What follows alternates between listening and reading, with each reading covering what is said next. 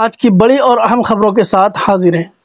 Trump نے چین پر بمباری کی دھمکی دی ہے، وہیں یو این کے ایک سینئر پر امریکی اسٹیٹ سیکریٹری مارک روبیو نے سینکشن لگانے کا اعلان کیا ہے۔ حماس نے 2 ہفتے میں 100 سے زیادہ اسرائیلی فوجیوں کو نشانہ بنایا ہے، تو یمنی حوثیوں نے پھر ایک اسرائیلی جہاز کو ریڈ سی میں ڈبو دیا ہے۔ اسپین کے کورٹ کا نیتن یاہو سمیت کئی اسرائیلی آفیشیلز کو گرفتار کرنے کا اعلان۔ XAI چیٹ بوٹ گروہ کے ساتھ چھیڑ چھاڑ۔ ان سب کے علاوہ کئی بڑی اہم خبریں ہیں جن کو آپ کے سامنے رکھنے جا رہا ہوں۔ ٹرمپ نے شی جن پنگ چینی صدر کو یہ دھمکی دی ہے کہ اگر چین تائیوان پر کس طرح کی کوئی کارروائی کرتا ہے تو ہم بیجنگ میں بمباری کریں گے۔ آپ کو پتہ ہے کہ امریکہ اور چین کے بیچ برسوں سے تائیوان کو لے کر ایک دوسرے کو ڈرانے دھمکانے کا سلسلہ جاری ہے۔ چین تائیوان میں اپنا کنٹرول لانا چاہتا ہے، جسے امریکہ اپنے لیے خطرہ سمجھتا ہے، اور کئی سالوں سے دونوں ملکوں کے درمیان تو میں ہو رہی ہے۔ ٹرمپ کی یہ دھمکی اس وقت سامنے آئی جب چین نے اپنے ملٹری اکوپمنٹ تائیوان میں بھیجنے کی بات کہی تھی۔ امریکہ کے اسٹیٹ سیکریٹری مارک روبیو نے یو این کے ایک ایکسپرٹ فرانسیسکا البانی کے خلاف سینکشن لگانے کا اعلان کیا ہے۔ فرانسیسکا نے یہ بیان دیا تھا کہ عالمی کرمنل کورٹ کو اسرائیلی اور امریکی سرکار پر دباؤ ڈالنا چاہیے۔ دراصل فرانسیسکا مقبوضہ فلسطینی علاقوں میں انسانی حقوق سے متعلق اقوام متحدہ کی خصوصی نمائندہ ہیں۔ ان کے اس بیان کے بعد مارک روبیو نے ایک ایکس پوسٹ میں لکھا، ہمارے خلاف قانونی کارروائی کے لیے دباؤ ڈالنے کی ان کی کوششیں ناجائز اور شرمناک تھیں۔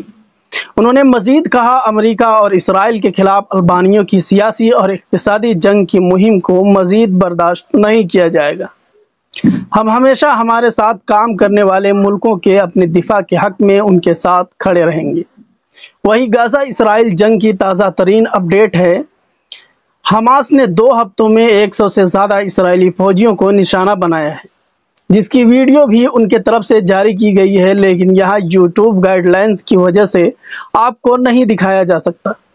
اس کے علاوہ حماس القسام بریگیڈ کے اسپوک پرسن ابو عبیدہ کی طرف سے جاری بیان میں یہ بھی کہا گیا ہے کہ آنے والے دن اسرائیلی فوج کے لیے اس سے بھی زیادہ خطرناک ہوں گے۔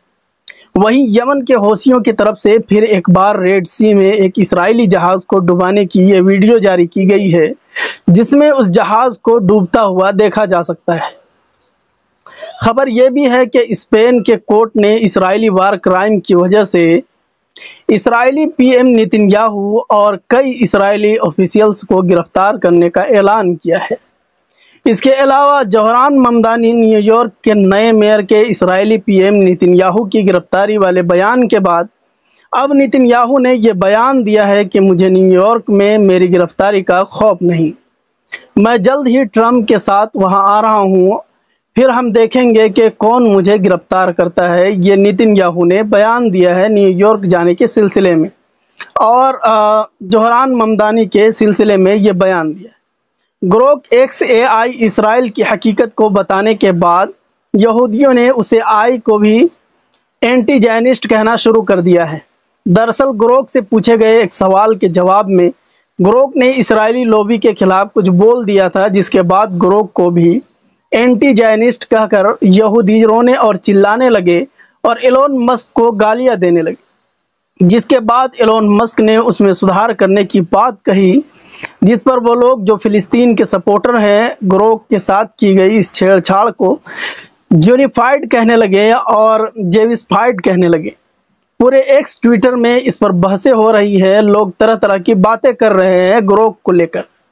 یہ تھی آج کی بڑی اور اہم اپڈیٹس، ملتے ہیں دوسری بڑی اور اہم خبروں کے ساتھ، تب تک کے لیے شکریہ۔ ہمیں سبسکرائب کیجئے، ہمارے فیس بک پیج کو فالو کیجئے تاکہ دنیا کی تازہ ترین معلومات آپ تک پہنچائی جا سکے۔